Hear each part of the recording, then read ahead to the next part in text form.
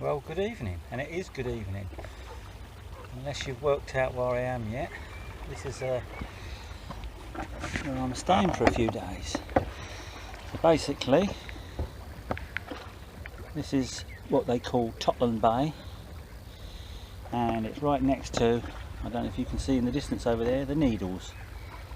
So this is the first bay around the corner from the Needles, and my accommodation's just around the corner, literally a 5-minute walk from here.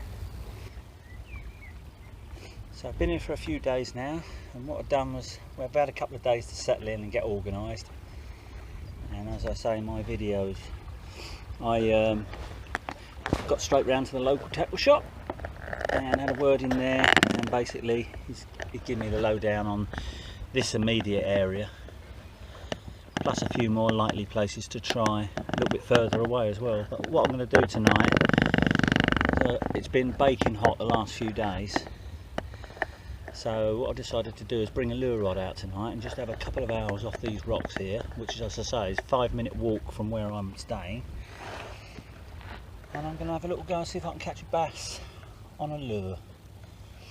Now, apparently you also get gilthead bream off of here, and smoothhounds, and down amongst these rocks here, because I'm on a really bit of broken ground here, you also get, you can see what you sort of crumbled down old wall or something it is. So down in the depths there, you're also going to obviously get congers or straps, the odd conger, but mostly straps apparently. So that'll be for another day with the bait rods. Tonight I'm going to concentrate on just a couple of hours lure fishing, just to see if it throws up anything. The water is absolutely full of sand eels, so what I'm going to do is put on some sort of imitation sand eel and give that a bash. So just a brief rundown on tonight's tackle. I'm using a Shimano 8-foot 40-gram spinning rod, and I've coupled that up with a 4000 size front drag reel, really smooth front drag.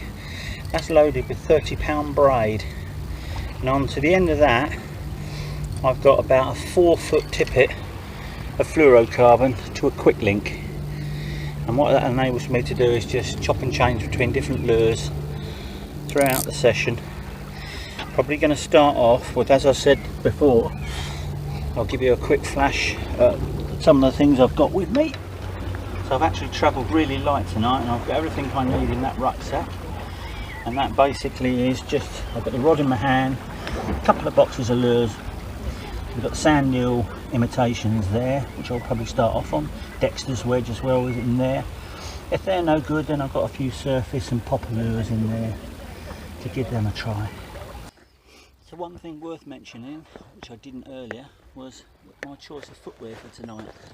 And what you can see I've done is I've worn a fairly sturdy pair of boots, just a bit of ankle support, because it's going to mean clambering up and down these rocks at some point. You also have to be aware, if you do hook something, how you're going to land it. And basically, I'm lucky here, I've got a set of steps down to the water's edge where I could possibly get hold of a fish and then be able to release it properly as well. So it's all about sort of balancing everything up, the safety and the fishing. Don't take any risks. So what I'm going to do now is have a few casts with the sand eels I mentioned, and we'll start with that.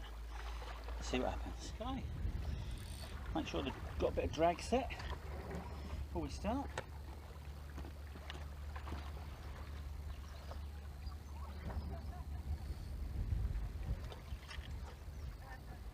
Get the leader through the rings.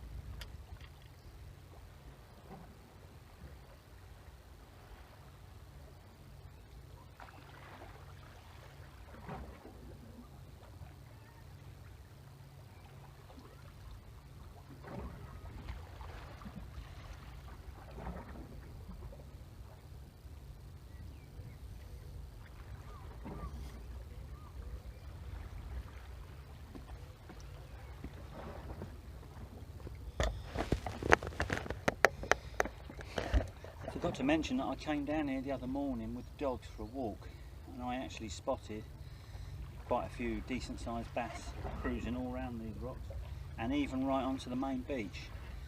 So nothing at the moment. There's quite a bit of tide pool, which is surprising because it doesn't look like it, but it's ripping around there. I'm going to try now the old favourite Dexter's wedge, and it's really simple with this little quick attachment. It takes seconds to change the lure, which is all about time when you're doing these little short sessions.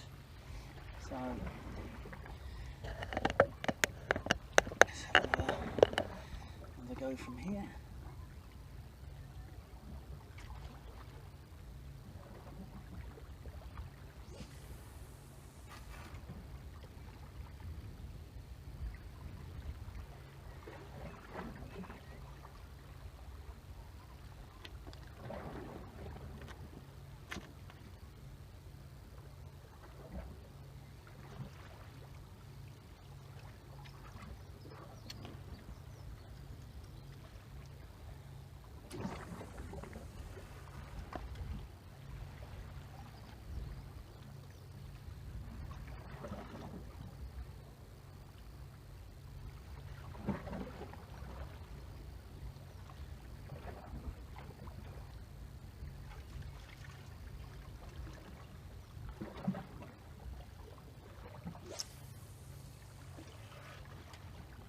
Just using a fanning round like I would when I was spinning for pike.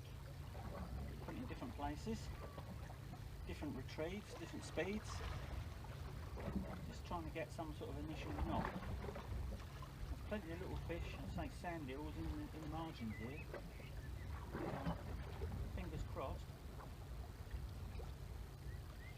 I'll find one of these bass.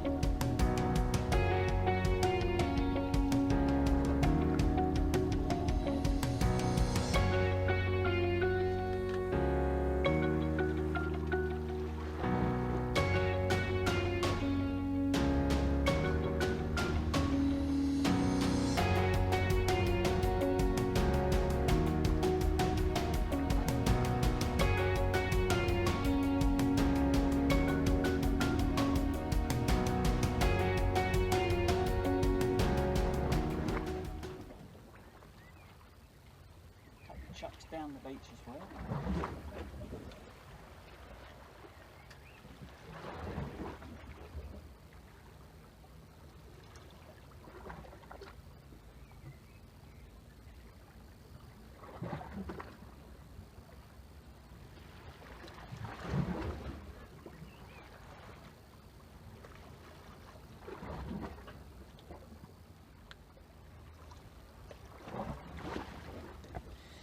No signs of anything yet, so what I'll do is quickly whip off that lure and I'll try something maybe with a rattle in it, a bit of plastic with a diving lure or something like that.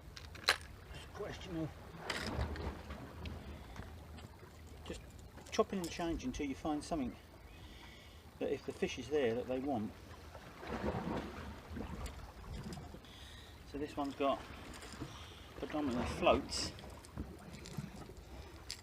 rattling side and a vane at the front, so that will dive down to a certain depth. I think it's about a metre, 1.2 metres, and that wobbles and rattles in the water, so we'll give that a try.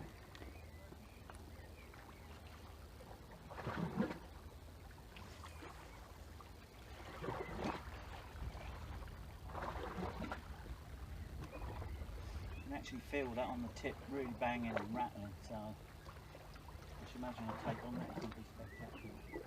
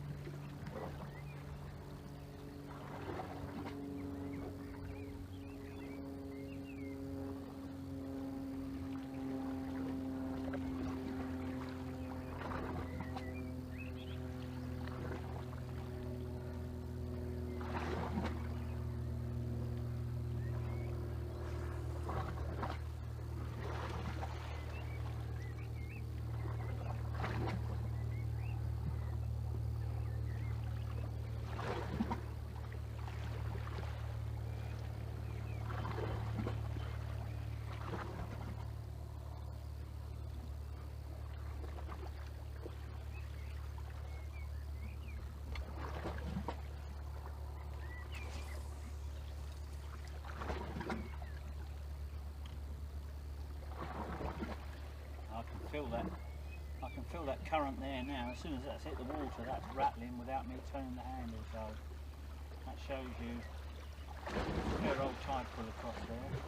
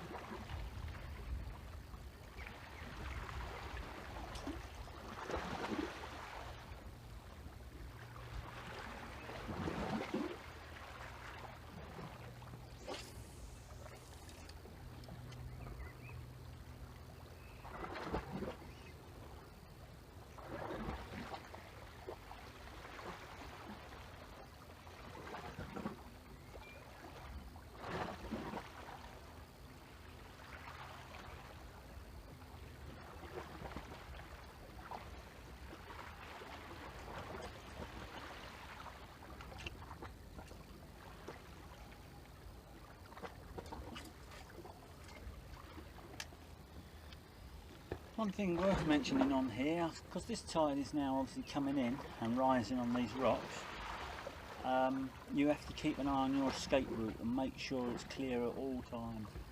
The way I've just come down, it's going to be dry for most of, even right up to almost high tide.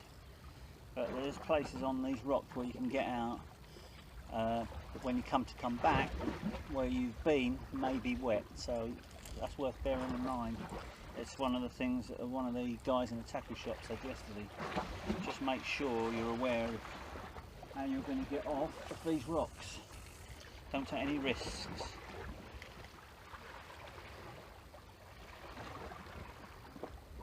Although it's warm enough to go in for a swim tonight, that's not part of the plan.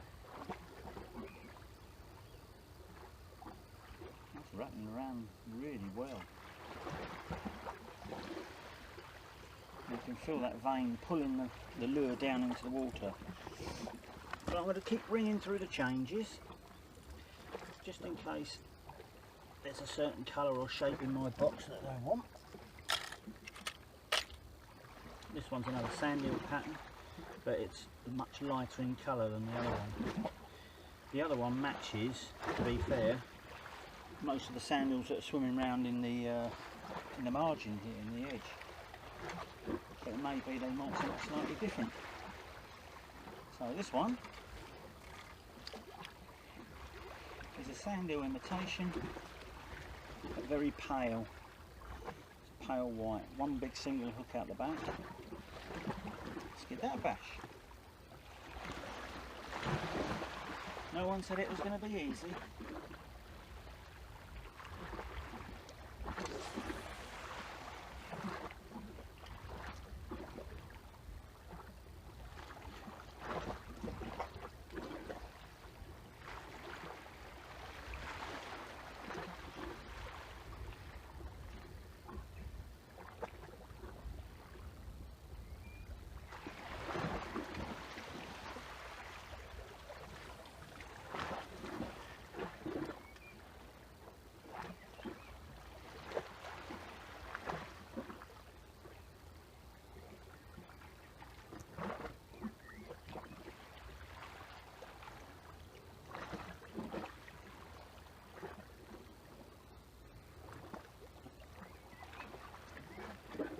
Superb. If I was a bass, I'd be eating that.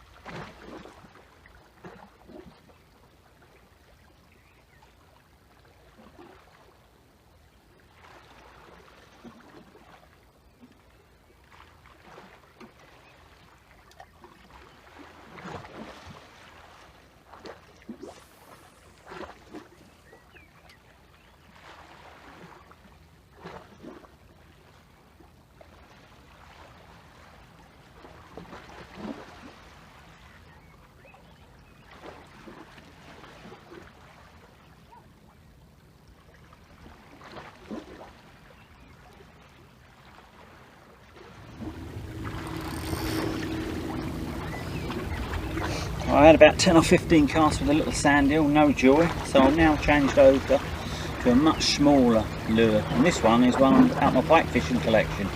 It's got a lot of glittery and white on it. It's a 25 gram head, so that should go out and sink quite quickly. Let's give this a try. As I said, it's just a question of having a few tries with each lure until you find something that they want. They might not be here, they might be the wrong state of the tide, could be anything. But if they are, it's a question of just putting the right lure on its nose, and that'll take it.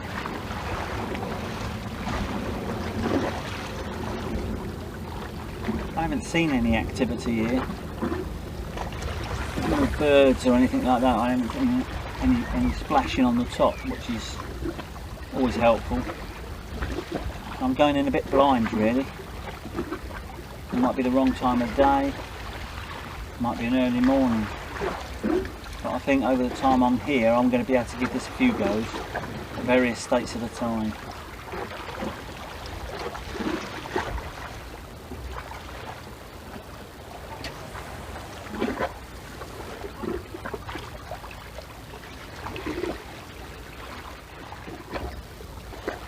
What a beautiful night to be fishing on.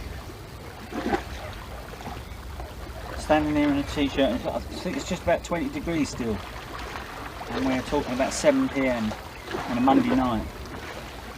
So the alternative would have been standing on a Norfolk beach with a real stiff northwesterly blowing straight off the beach into your face.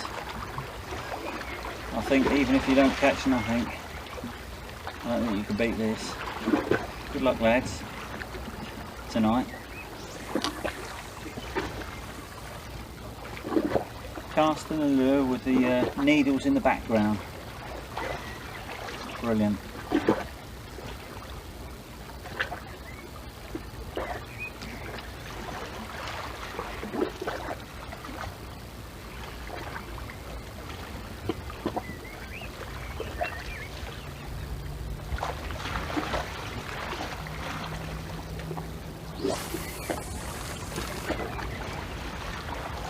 The beauty of this sort of fishing as well, because I've travelled so light, is I can move back as the tide comes in later on. There's a few more spots further back that way, straight into the deep water, the same as this, but a different area. I'll be covering a completely different area. So that's what I think I'll do tonight. The thing about this is, I've actually seen them here, so I know they're here. Just got to find them in a feeding mood. Another bait change. So we'll go for something fairly slim, long, silver. And this one's 22 grams.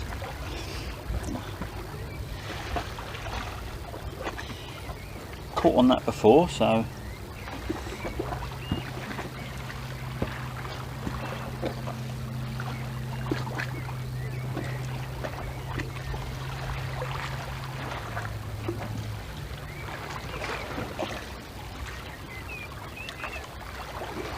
sinks very fast, that one.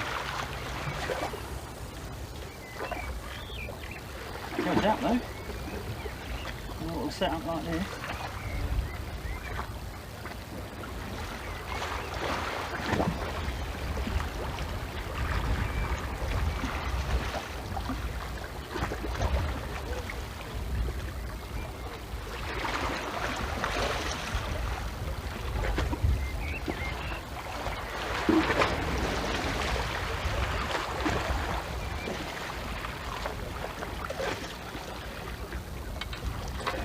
What I'm going to do is just get my sunglasses on.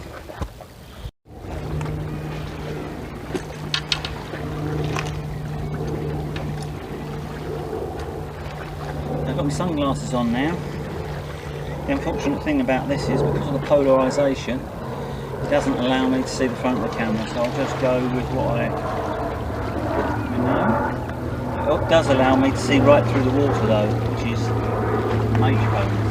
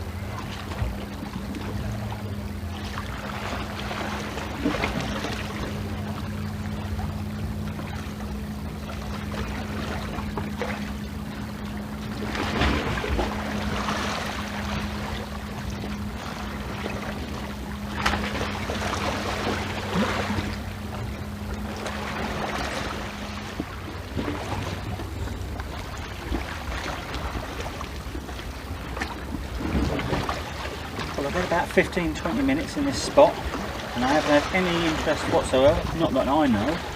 I've tried half a dozen different lures, and what I'm going to do now is hook this up, clear my bits and pieces together and just move to the next spot, which is about 50 metres to my right, and that'll give us another little area to cover and to see if I can pry something out.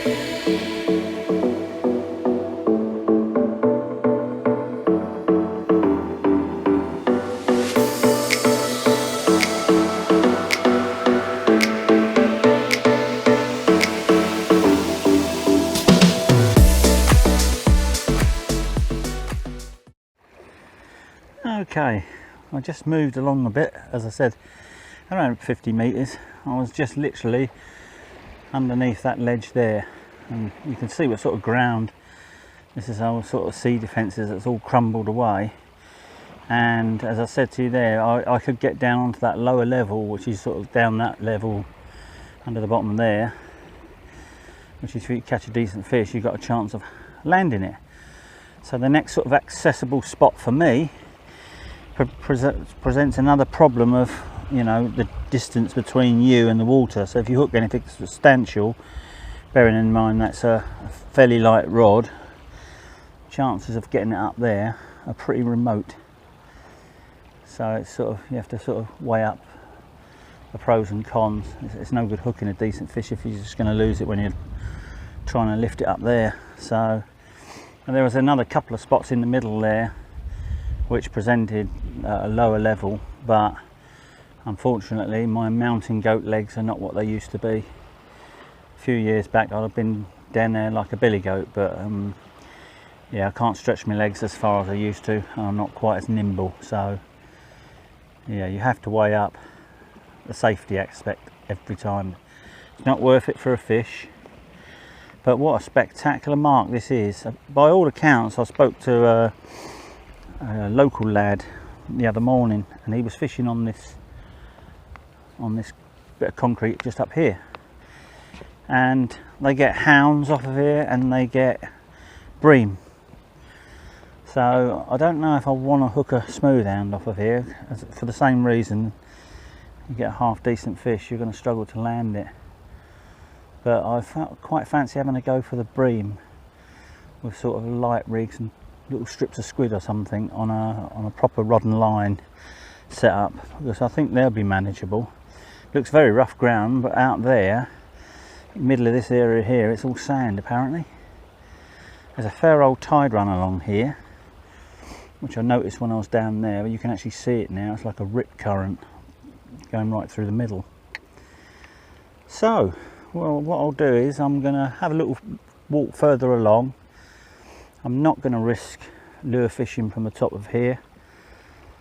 As I say, I don't think it's worth losing tackle or a fish if you can't get them up the side. So I'll plod along and see if I can get another opportunity back on my way back to the accommodation.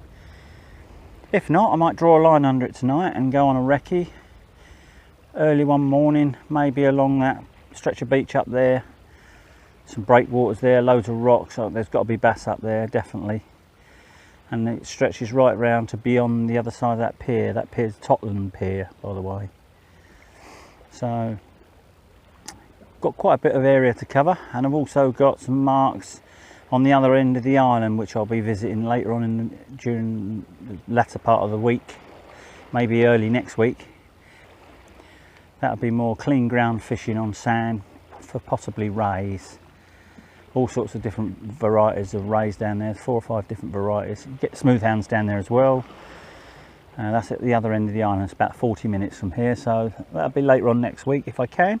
Until then, I'll get back to you if I find anywhere else tonight, but if not, I'll see you next time.